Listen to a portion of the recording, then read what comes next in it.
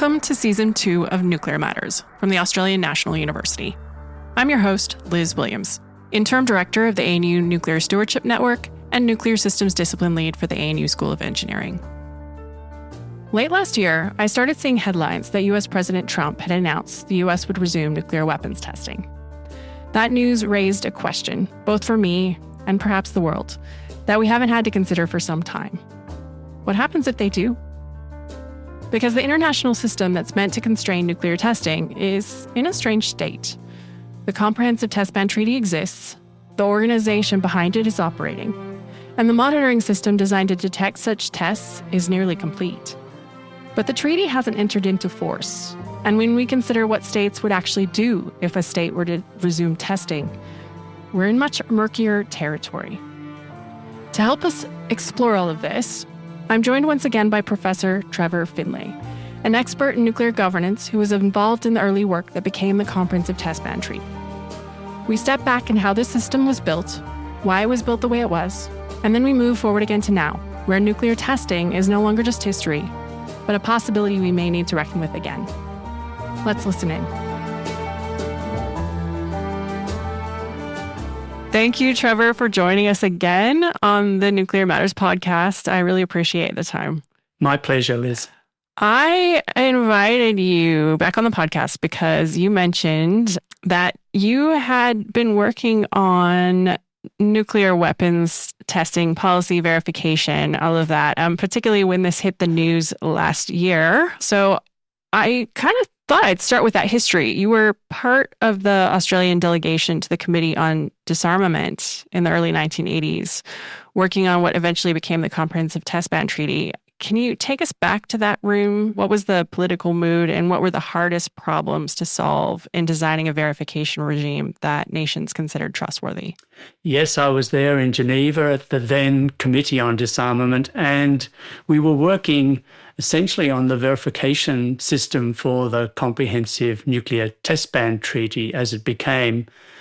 The main problem was a suspicion amongst states that they would not be able to detect very low-yield nuclear tests underground. There was already a treaty banning nuclear tests in all other environments, but tests had been still continuing underground. So the question was whether the seismic verification system that is detecting underground nuclear tests would be sufficiently effective to deter states from violating any future ban on underground tests.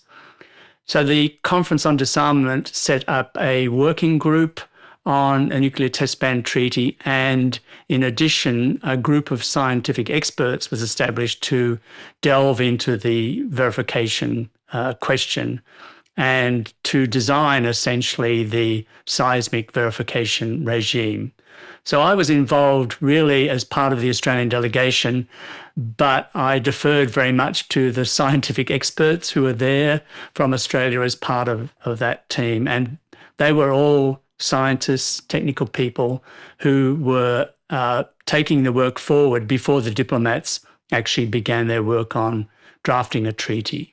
Right. So they were basically seeing what could be done, what could be verified if you were to have a low yield underground test, right? That's right. So just for our listeners, we will have somebody joining me from the ANU who is directly involved in that work on the geophysics side. So we're going to kind of put that to one side. But what I'm interested in, Trevor, is the idea of detecting these kinds of tests. What from a policy, a political perspective, diplomatic perspective, what does that allow other states to do if they detect that a test like this is happening? The idea was that all states would contribute to a network of monitoring stations, which would then feed in information to a central organisation. That became the Comprehensive Nuclear Test Ban Treaty Organisation in Vienna, which is still in preparatory mode because the treaty hasn't yet entered into force. Mm-hmm. But in addition, states would have their own so-called national technical means. So the United States, for instance, already had a very elaborate seismic detection system in place. And other countries would also contribute data from their seismic stations to the network, including Australia, of course. We already had some seismic detection capability. So the idea was that it would be a global system, and that would increase the likelihood that a small nuclear test would be detected. Okay. But the whole issue was political, of course, because there were those in the United States who opposed a nuclear test ban treaty, including in the nuclear weapons laboratories. And they had this idea that somehow a state could cheat on a test ban treaty by conducting a decoupled nuclear test, so a test in an underground cavity. So the question was, how low could the system go in detecting such tests, or tests that weren't decoupled but were simply very small? So there was always a political edge to this, which is why we were trying to get the verification issue sorted before the treaty negotiations began. I know that the U.S. hasn't ratified the treaty, and they're one of a few nations that has decided not to do that thus far, and that's why it hasn't entered into force. That's why it's still in the preparatory mode. That's right. I think it might be helpful to understand why that question of what could be detected is so important, or was so important to the discussions that led to the Comprehensive Test Ban Treaty as it was open for signature in 1996. The question of small tests was particularly important because the nuclear weapons states had been conducting nuclear tests for some time, but in varying numbers. So the Chinese, for instance, had conducted very few. The United States and the Soviet Union, then Soviet Union, had conducted hundreds. And France and the UK only relatively few. So the idea was that if tests could continue undetected, then that would increase the capabilities of the smaller nuclear weapon states, or might even allow a non-nuclear weapon state to conduct a test, although that was considered unlikely because you need to be pretty sophisticated to conduct an undetectable nuclear test. Yeah. So and really, it was linked also to other mechanisms in the treaty, for instance, on-site inspection. So the idea was that if a detected test was still in some doubt, there would be an on-site inspection by a team of inspectors from a future international organisation. And obviously, on-site inspections are very sensitive issues. They are in other disarmament contexts like the Chemical Weapons Convention. So the idea was that this would be an additional guarantee about detecting these low-yield tests. In addition, it was also realised that the smoking gun of verification would be radionuclide detection. That is, it was assessed that if states vented a small amount of radioactivity into the atmosphere from an underground test, this could be detected by a radionuclide detection system. So that was also part of the negotiations. So we weren't just relying on the seismic system, although that was the primary verification system, but also on-site inspections and radionuclide detection. Okay, so multiple signals, basically a test had happened. There's an assurance mechanism there. There's this question of, well, what can we detect and to what degree of sensitivity, and what are some of the implications of, for instance, a detection remotely that then triggers an on-site inspection. That's correct, yes. But in addition, there were two other technologies which were added as the negotiations proceeded, and one was infrasound, so detecting atmospheric tests, which had already been banned, and hydroacoustics, which detect tests underwater, which were rather implausible, but still it was felt that all environments should be covered. So those two were added as well. Okay. The Comprehensive Test Ban Treaty, which opened for signature in 1996, hasn't formally entered into force. But since it opened for signature, it's actually been in preparatory mode, and there's a budget associated with that, and it's been standing up a rather extensive monitoring network. And their activities and this network is influencing state behaviors. Can you fill us in on how the treaty, even without ratification, is working and how it has been working to influence state behavior since it's been open for signature? Yes, it's an amazing outcome, really, because the verification system is now 90% complete. The organization is set up in Vienna. It's got about 300 employees, and it is in preparatory mode, but nonetheless, it, in a sense, is what would result if the treaty entered into force. The verification system has been extremely effective in detecting, for instance, North Korea's nuclear tests earlier this century, and it has been subject to constant improvement and expansion, so that what you're really looking at is what was envisaged if the treaty entered into force. The only exception is the on-site inspection regime, which cannot be used until the treaty enters into force. But the rest of it is working fine. Data is being collected and reported to Vienna, and the results are being analysed. So it's a pretty impressive international system for something that still is called preparatory. It really is operating remarkably well. And the detection capability is, according to most experts, beyond what was envisaged originally. So in those years when I was involved in the group of scientific experts, it wasn't considered that this would be nearly as powerful as it is. So that's quite an achievement, both on the scientific front and the political front, that we've managed to come so far. The development beyond initial expectations, was that an evolution of support for what the organization or the preparatory organization has been doing? Or was that a result, instead of like scientific developments, for instance, for measuring these kinds of things or setting up these networks? Or is it a mix of both? It's a mix of both. Yes, the science has continued to evolve. The system itself, once it started to be implemented, did gain momentum. States could actually see that this would work, and more states decided to offer their territory for detecting stations. And that has been a major expansion of the system.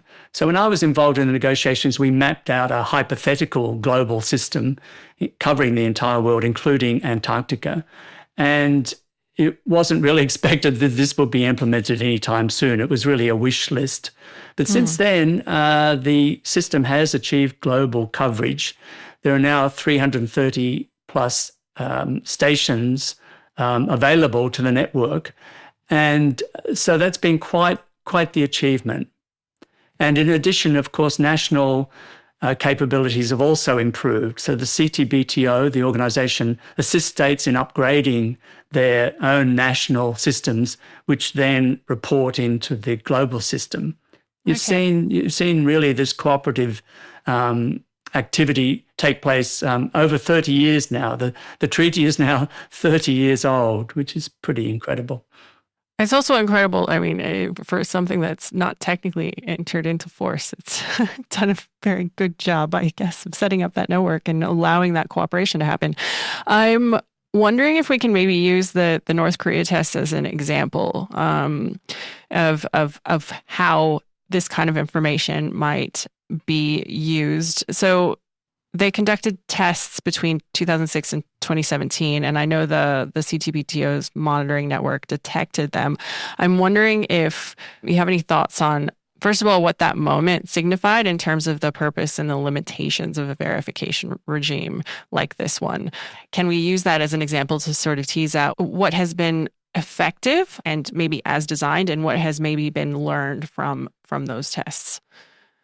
Sure. The CTBTO was really triumphant in detecting all of these tests, as far as we know, and it really demonstrated to member states that there really was a point in this whole system. I'd often thought that it had a strange mission, the CTBTO, to detect things which we didn't think would ever happen again.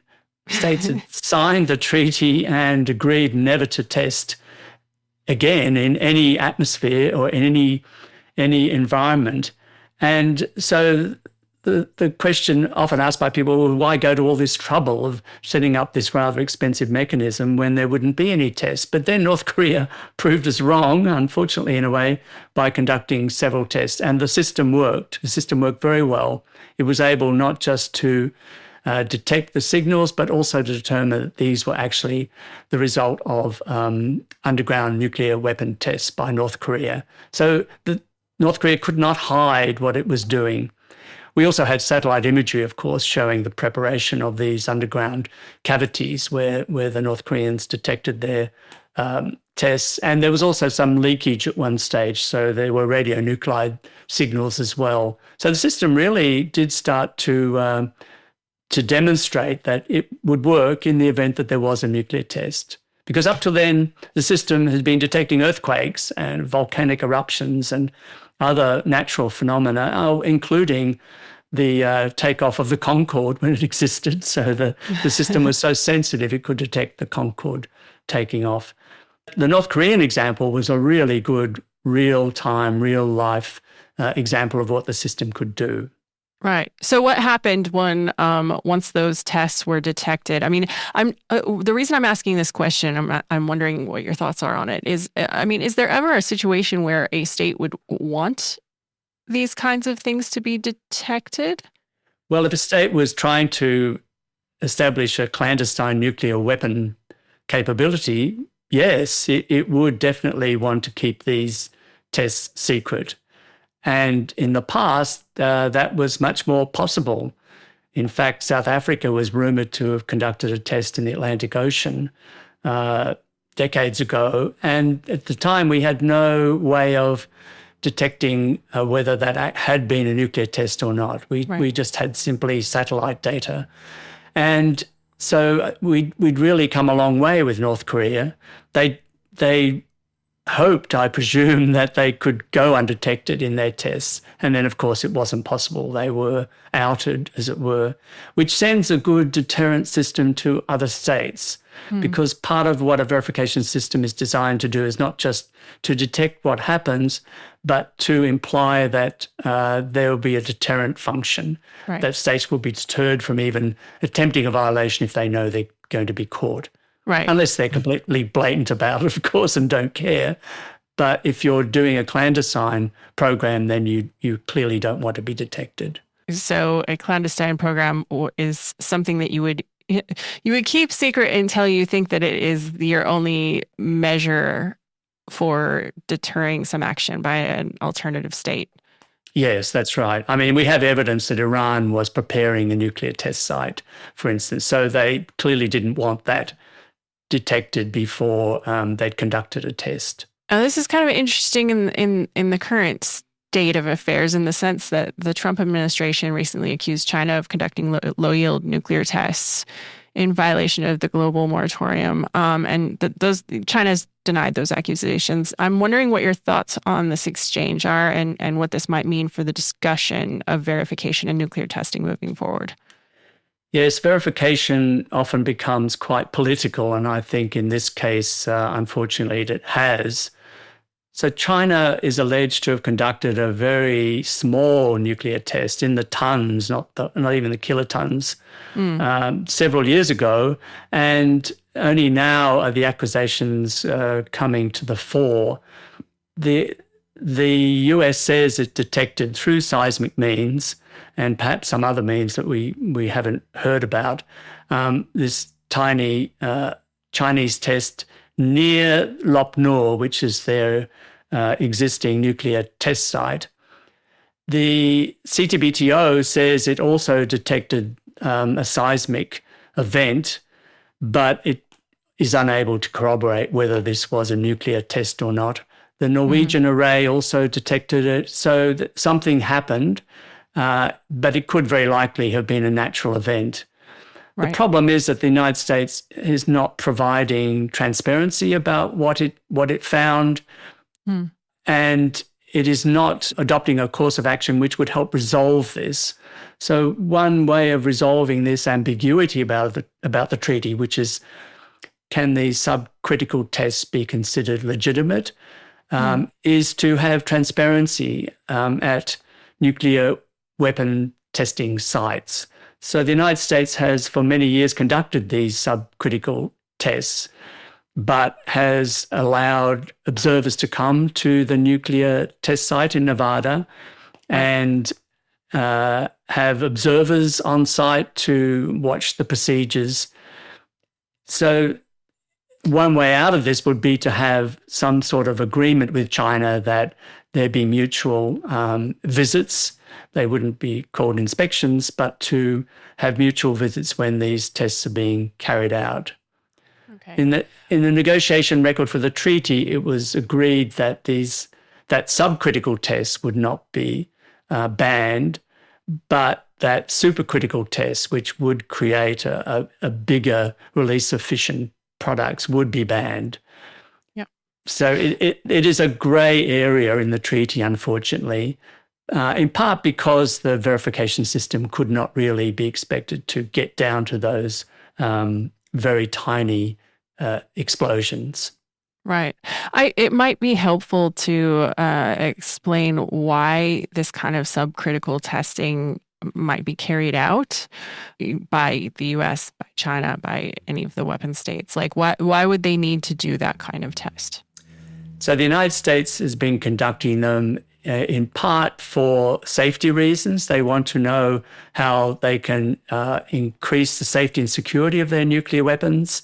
So that is one reason for doing this. In the case of China, the allegations by the United States that they're doing it so that they can miniaturize their nuclear weapons. China has traditionally not fielded tactical nuclear weapons, that is small yield nuclear weapons. It has also not fielded nuclear weapons which are mounted in multiples on a weapons system, whereas the United States has. So the United States already has a tactical nuclear weapon capability from its many years of nuclear testing. The Chinese have not. And the allegation against China is that the test that they have conducted so far, well, according to the US, is designed to help it create this tactical nuclear force and these multiple warhead launches. So none of this is based on any evidence the United States has presented, and it has not attempted to resolve the issue diplomatically with China. Right. So the suspicion is that this is a political ploy to perhaps enable the United States to resume its own open nuclear testing. President Trump has said essentially that the United States wants to match any nuclear testing conducted by other states. It's not clear exactly what that means, but the United States has a huge advantage. They've conducted hundreds of tests and have a lot of data that a breakdown of the nuclear test regime would help remove that advantage. Right. So it's not clear why the Americans would want to have, again, a resumption of nuclear tests when they really have the advantage here. Right. Interesting. I'm struck by your discussion of transparency, and I'm wondering if we can unpack that a little bit. In an ideal scenario, what does full transparency look like? And is it helpful to have data from more than one source, more than one state? How do states tend to think through assessing the quality of a discussion around whether a test occurred or not? Well, the essential point would be to bring the treaty into force, the test ban treaty into force.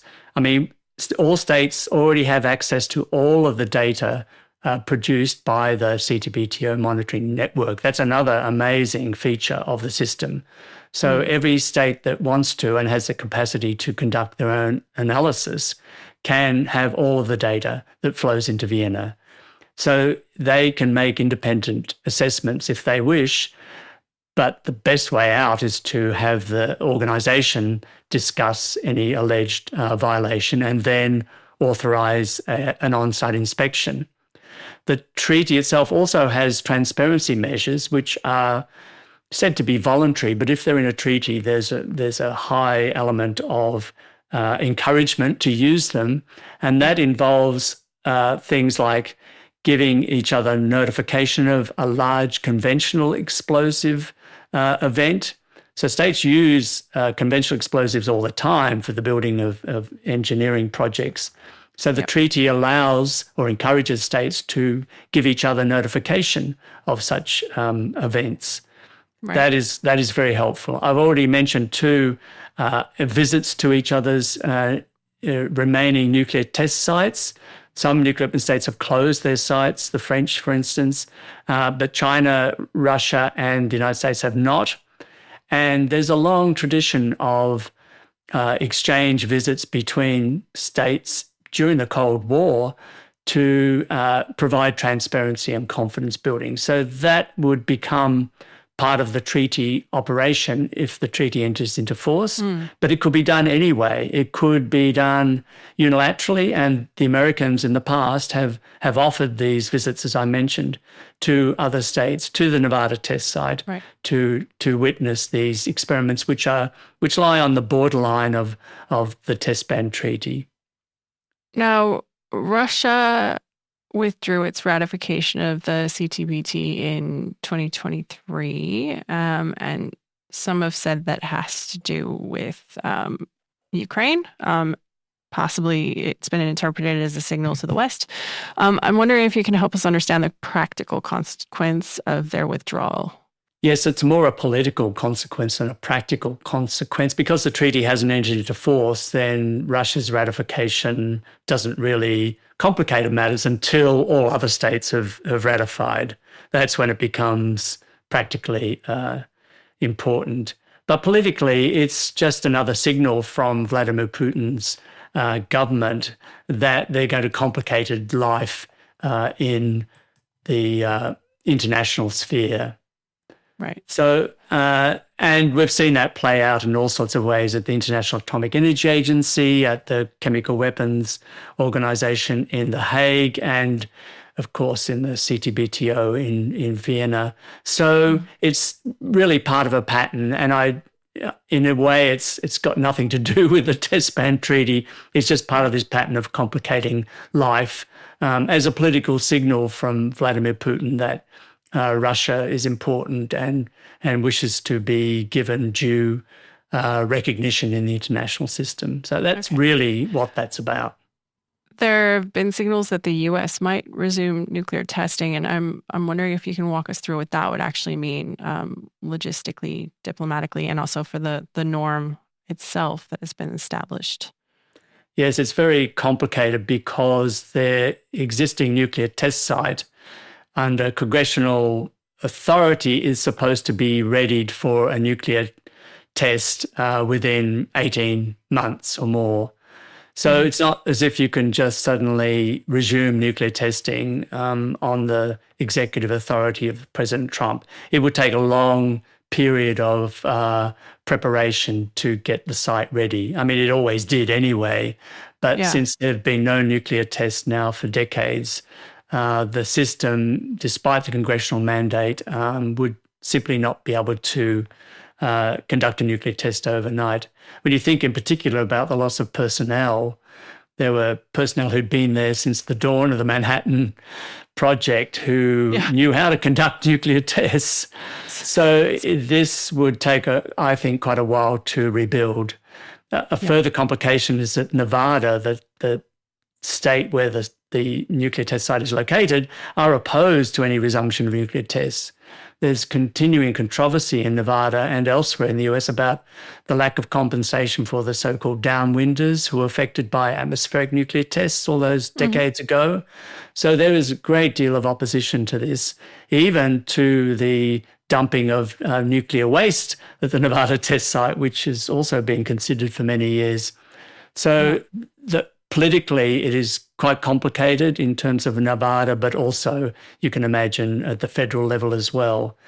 And it's not clear whether Trump is really serious about this or whether he understands how complicated this would be. And also, as I say, the disadvantage it would start to have for the United States, given the data they have already and the sophisticated non-testing ways that they can prepare nuclear weapons. So you've got laboratory testing occurring at Livermore Laboratory and elsewhere, which makes the US able to continue to maintain its nuclear weapons stockpile in a safe and secure way, unlike other states which don't have such sophisticated computer technology. So there are all sorts of reasons why a resumption of testing would disadvantage the United States and be much more complicated than is envisaged. So let's go to Vienna and to the Comprehensive Test Ban Treaty Organization. It's currently led by Dr. Rob Floyd, who's an Australian. And by most accounts, the organization is technically working very well.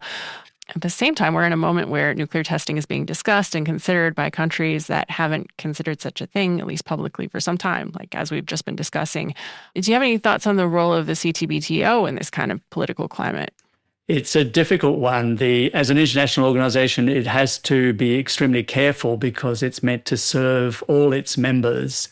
So naturally, the head of the organization is very diplomatic in the way he deals with various matters. They try, I can see this over the years, to stick to the facts and not try to comment on the political ramifications.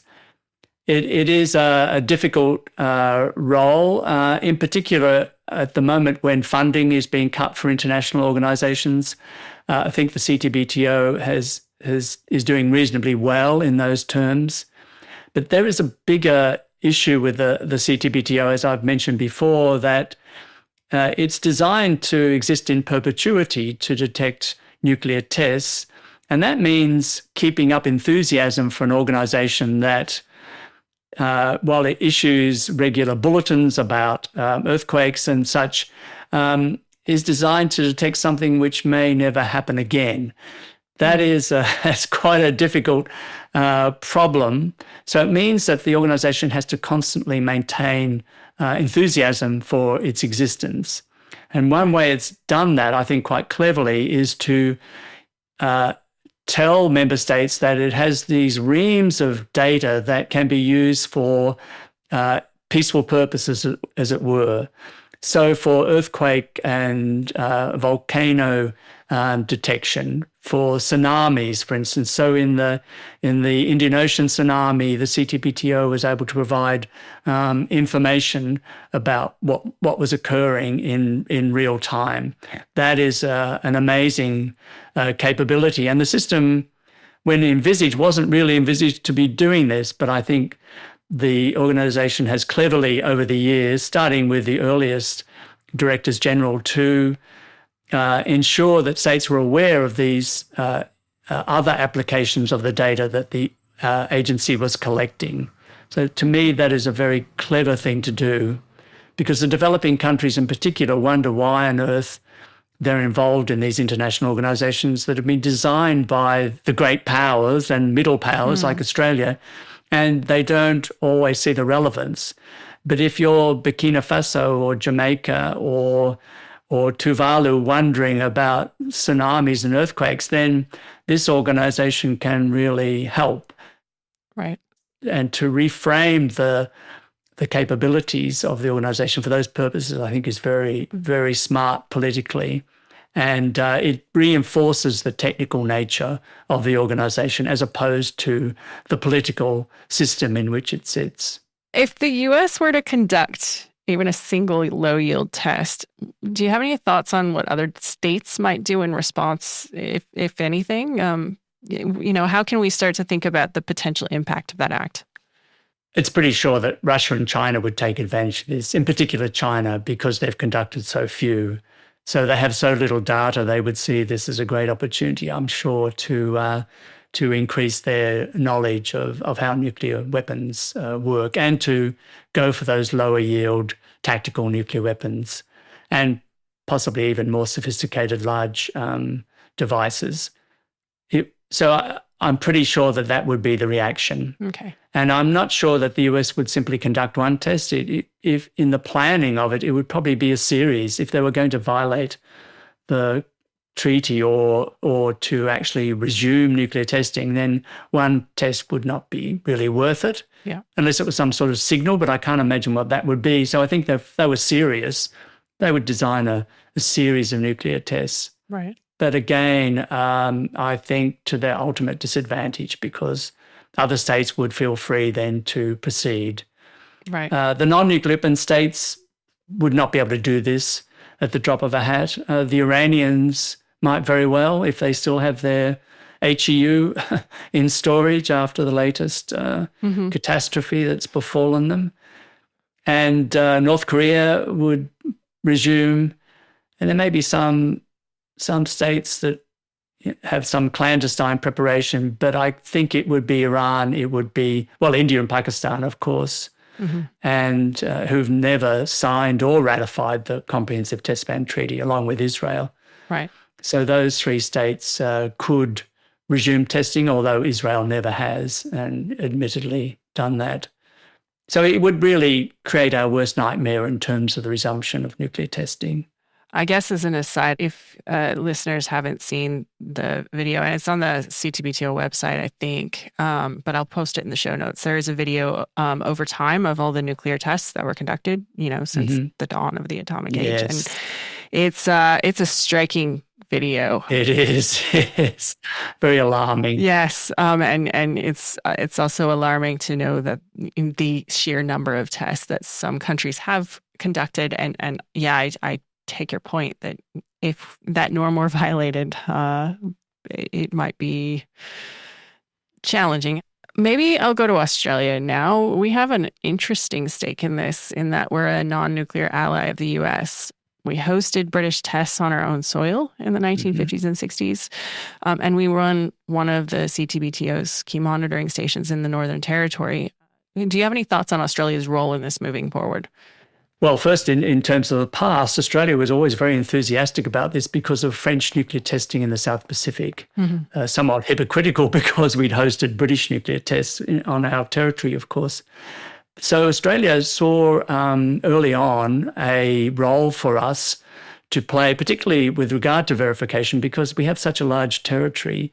And so in addition to the sites in Central Australia, we also have detection sites in Antarctica on our very large slice of that, and on Heard Island and elsewhere. So we could contribute materially to the verification system in a way that we couldn't, for instance, for the New START strategic arms limitation verification system. So this was seen very early on as something that Australia really could contribute to. So we've been active right from the beginning, including in trying to encourage our neighbouring states, including Indonesia and the other island states in our region, to also sign and ratify the treaty. We've been a great supporter from the outset.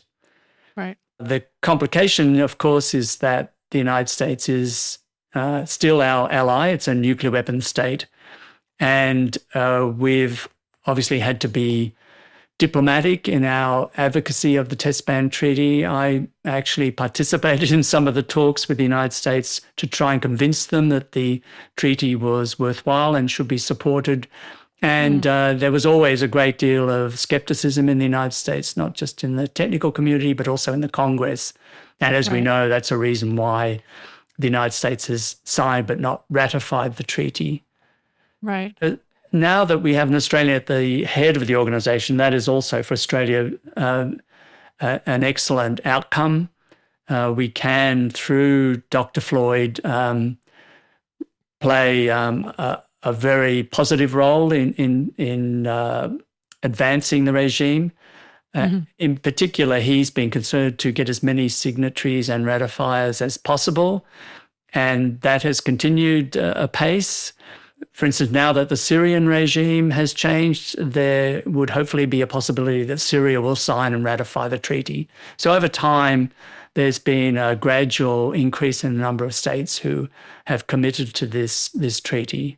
And if testing resumes, of course, that will be jeopardized. Although I can't imagine that there'll be a great rush of states to leave the treaty. It will be more a case of those which have not yet signed or ratified will reassess their situation. But that would clearly be bad for the treaty and bad for the Comprehensive Test Ban Treaty Organization. So let's take a step back. I know you've been watching this issue for over 40 years from, this is the inside of negotiating rooms in the early days to, your current view as a scholar. I'm wondering, what's your honest read on where we are? Are there some lessons we can potentially learn from history to help us interpret what's happening now? Yes, lots. The first one is that it's really useful, I think, to deal with the verification issue when you're considering disarmament and arms control negotiations, because verification can often be used as an excuse not to proceed. We've seen that in all sorts of areas, including the quest for nuclear disarmament. The argument is always, oh, we can't have that because verification would be impossible. So to work on the verification system is really important, and to be done in a serious and compelling and scientific way to demonstrate that the regime being considered is possible. Secondly, there was a problem with the way the CTBTO was negotiated, or the test ban was negotiated. It was actually the British delegation which insisted that it couldn't enter into force until all the nuclear-capable states were parties, that is, had signed and ratified. So we ended up with this list of 44 countries which all had to ratify, and that gave, in effect, a veto power to each one of those 44 states, including those which, from the outset, hated the regime: India, Pakistan, North Korea, Syria, Iran. So this, you could see the reason for it, to make sure that everyone was on board before the treaty entered into force. But in terms of practical politics, it was a very poor outcome. It meant that we're still, 30 years later, having to deal with a preparatory organisation rather than the real thing, even though, as I said, it essentially acts as the real thing and has the capabilities of the real thing. So this is a great pity, because the on-site inspection provisions, for instance, can't be implemented. And it also just gives this impression of a makeshift organisation that's not permanent, when in fact it really is permanent. So there are the two major lessons I would learn from negotiating this sort of an organisation and regime. It also occurs to me that this regime is something that probably couldn't be negotiated now, given the state of global politics. So it's also useful, I think, to seize a window of opportunity and negotiate a regime when you can, and not to delay, because the opportunity may never come again. We've seen that with the Chemical Weapons Convention and the Test Ban Treaty, and even the safeguards regime for the International Atomic Energy Agency. Once these things are negotiated and on the paper, they can be implemented and improved, but years later you may not have the opportunity again. So it seems to me one needs to strike while the political opportunity is there. Yeah, that makes sense. I'm thinking it might be useful to explain how difficult it is to change an instrument like this in international law once it exists in some form.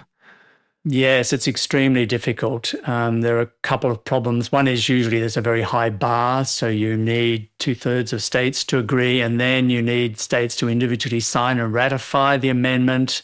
This is quite a common thing in international treaties. But also just getting agreement on having some sort of amendment conference is always extremely difficult. And the danger always is that once you start opening one part of the treaty, then the rest will be opened as well. Right. That's seen as a particular danger in the case of the Nuclear Non-Proliferation Treaty, which many states have reservations about, and it, strangely enough, had this continuance clause where after a certain amount of time, states would agree then to extend the treaty. And it was only by the skin of our teeth that we got the extension through, because a number of states wanted to reopen the whole treaty negotiation process. That is also always a danger. Yeah. The better procedure really is to evolve the regime and, in a way, fix minor problems and gradually strengthen the regime, so over time it functions better. And often international organisations, once they emerge and start to operate, do start to gain agency. Incredibly enough, it's very hard to abolish an organisation once it's there, and they tend over time to become more and more competent and capable, and in a sense outrun the capabilities of the states which set it up in the first place. Right.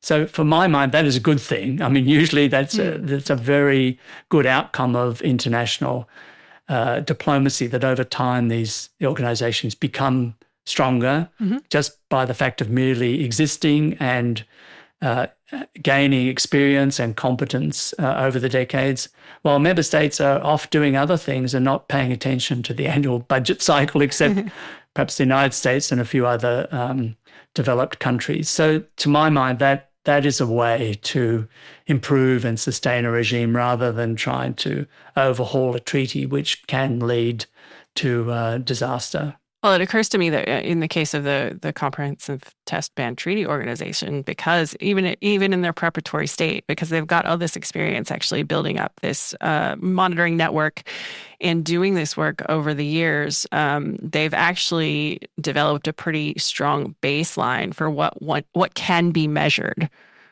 for this particular circumstance. So, and it sounds like that you kind of start with that baseline.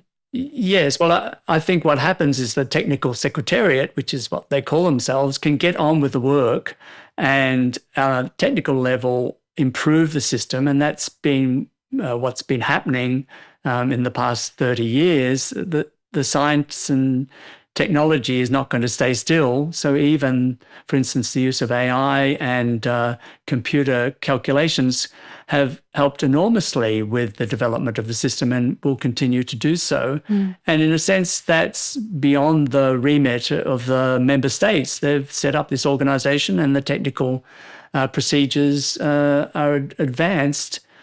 As long as it doesn't demand some huge increase in the budget, member states are usually pretty happy for that to proceed. And in this case, because there isn't a security sensitivity about it, this is all open source information, then it doesn't have the same sensitivity as, for instance, the Chemical Weapons Convention does in its verification system and the nuclear safeguards system, which involves intrusive on-site inspections. So the CTBTO is lucky in that sense that the technical improvements can proceed and no one particularly minds as long as the budget stays within a reasonable size. Have you been to their site in Vienna? Have you been to the kind of, as I understand it, they've got a control room where all the data is coming in. Yes. What is it like there? Well, it's pretty impressive. I mean, for a non-technical person. The odd thing is it's just housed in the UN Centre, which has quite a number of international organisations in it. So the CTBTO has a couple of floors which it occupies, and banks of computers. It's a pretty impressive operation. And the good thing is that it's international, so it draws on multilateral staff from many different countries in the world. It also provides training, and from that point of view, from a technical point of view, it seems to me it works very well. It operates a satellite network as well, so the data comes via satellite to Vienna. This is all pretty impressive technically, and as I said, it's got better and better over the years. And one thing to mention is that we didn't really know the capabilities of the system before it was established, and it's demonstrated that it is much more powerful than we realized. So from the point of view of a state seeking to violate the treaty in secret, they have no idea how capable this system is, because actually those operating it don't know either. Right. It's a paradox that the system is constantly improving in a way that is a bit unpredictable. And I know that at one stage the Australian seismic stations detected Chinese underground tests, which was apparently unexpected. And so we were able to provide good data on those tests in a way we'd never anticipated. Right. So the system's continuing to evolve and will have this interesting deterrent function because, in a sense, we don't know the capabilities in the future of the system. I'm imagining evolving a system where what you are trying to detect is not actually happening, but you're using all of these other signals to test the capability of the system. Is that kind of how that's working? Yes, exactly. So the detection of some tsunamis, as I said, some man-made technologies like the Concorde can be detected as the system becomes more and more reliable and more sensitive. And you can imagine with AI and other capabilities too, because there's a huge amount of data comes into the center in Vienna, and that has to be analyzed, of course. So the analytical techniques have also seen a constant improvement. Okay. And as I said, the data is available to all member states, so they themselves can use it. And I'm sure the British and the Americans and the French and others, Russians, do take advantage of this and are able to use the data themselves. So I really appreciate the very helpful picture of how the verification regime evolved, how CTBTO came to be, and your thoughts on recent events. I'm wondering, do you have any final thoughts you might like to share with our listeners on this?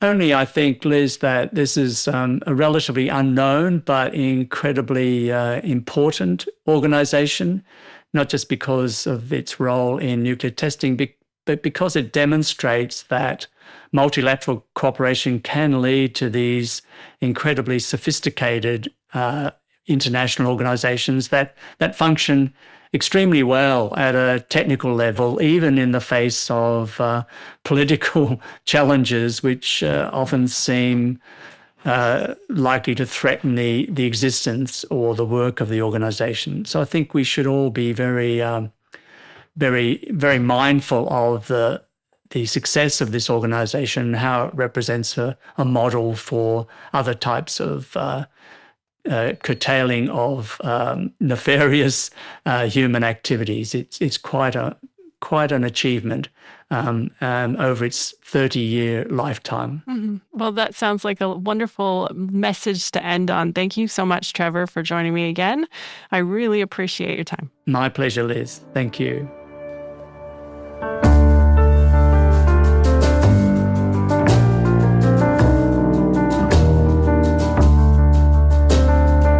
Nuclear Matters is a production of the Australian National University College of Systems and Society.